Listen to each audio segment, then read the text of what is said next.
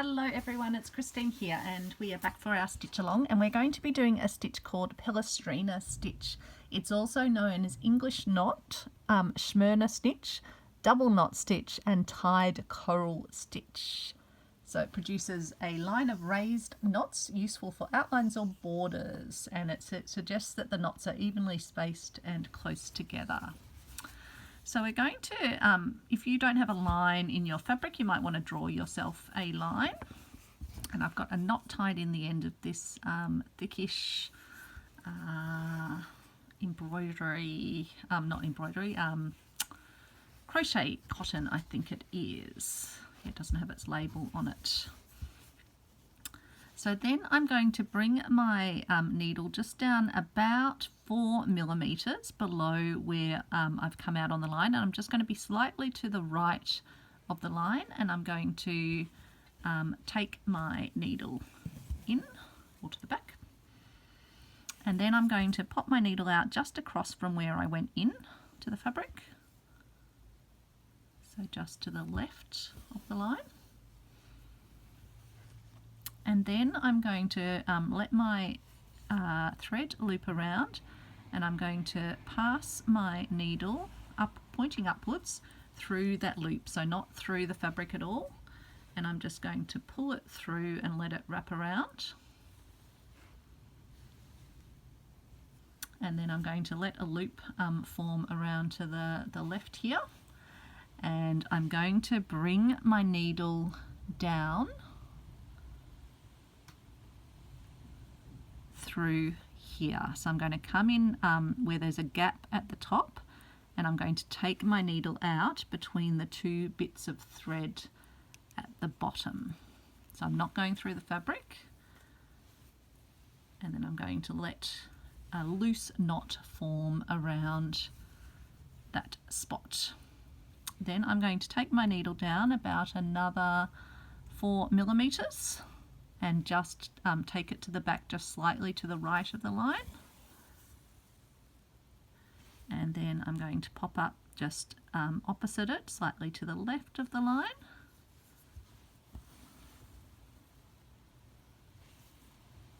And then I'm going to take my needle underneath the thread and point it upwards and let a loop form around the stitch.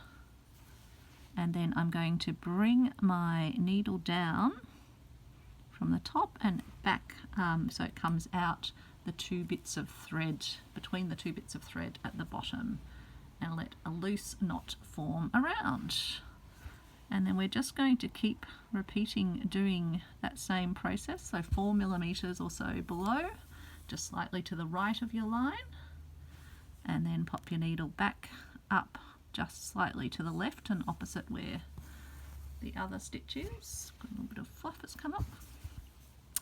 Then angle your needle up and underneath just the thread, not going through the fabric, and form a knot. And then bring your needle down from underneath the thread and then pop it out between the two bits of thread at the bottom, and gently pull through and let a loose knot form. And then come down again about 4 millimeters, slightly to the right of the line, pop to the back of the fabric, pop up right next to that, just slightly to the left of the line.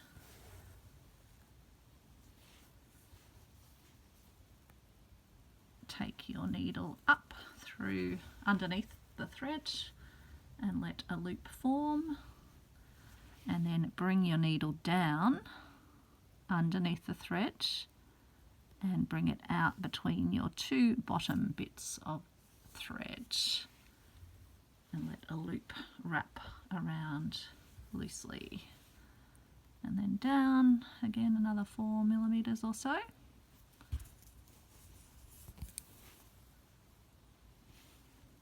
Pop up just across from it. Angle your needle up and underneath the thread, but not catching the fabric at all. And then bring your needle down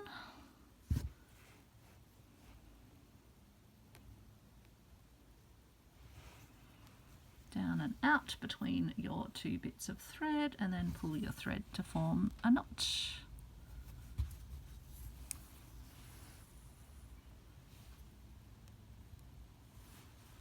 So popping out to the left, angling your needle up and just underneath the upper bit of the thread, letting a little loose knot form, and then bringing your needle down and out with the thread underneath so you get another knot that wraps around loosely.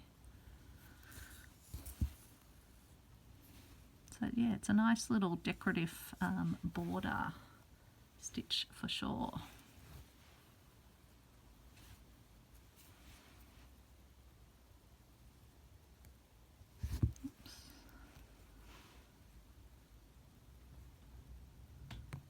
I pulled that too tightly. I think we'll be okay. There we go.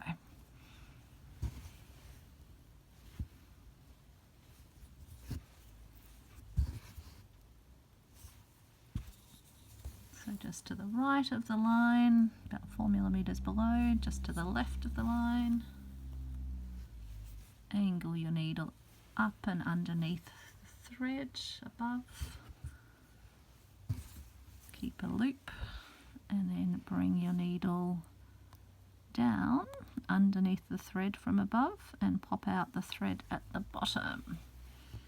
And I think I'll let my thread do a little unlooping because I think it's getting itself a little bit twisty, and that's why it's formed a little knot here. But I think we'll be able to get the knot out. There we go. And so I'm just going to hold my thread up and let it swing around to take the tension out of it.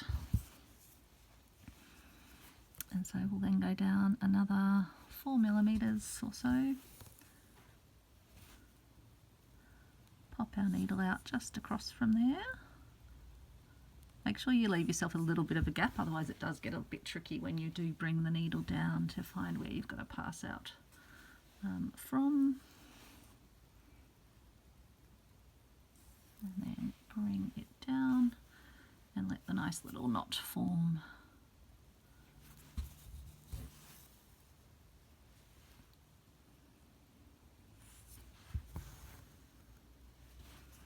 Angle the needle up and underneath your thread, let a knot wrap around, and then bring your needle down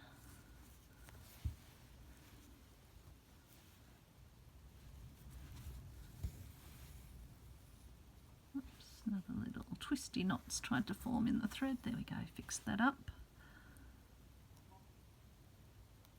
And then just slightly to the left, and then angle your needle up, let the thread wrap around, and then bring your needle down and out and let a knot form there.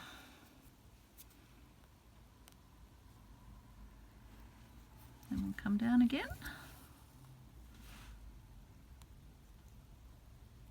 Come across from there. Angle our needle up. And then hold our thread. It's getting a bit twisty again. I'll have to give it another little chance to untwist.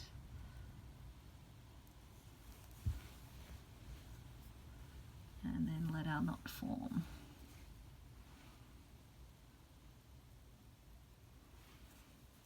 And then down again.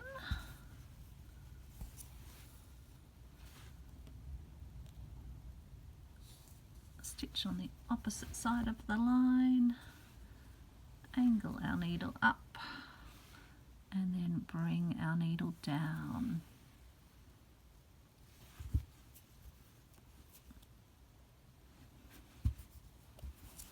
I'll just finish off the line together. It's giving you plenty of chance to see the stitch being done. I'm just going to untwist my thread to make it easier for me. So yeah, angling the needle up, trying not to catch the embroidery hoop. And then bringing the needle down and through.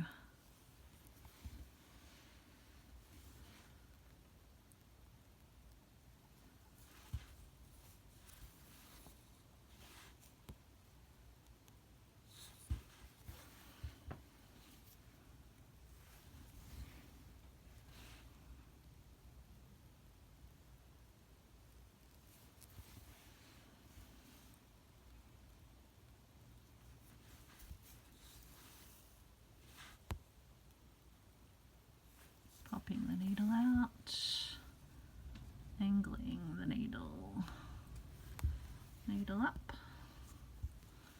bring the needle down. So I hope you're having a great day as you watch this, or a great evening. Hopefully you're getting some nice crafty time in. It's the weekend here when I'm filming this. So for me that definitely means crafty, relaxing time.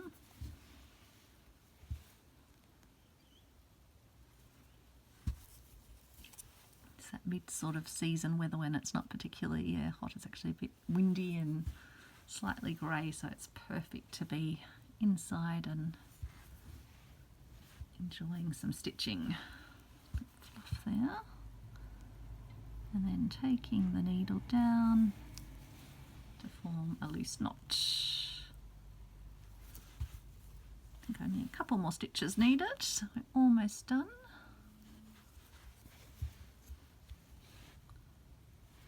Point our needle up and then bring our needle down, form the knot.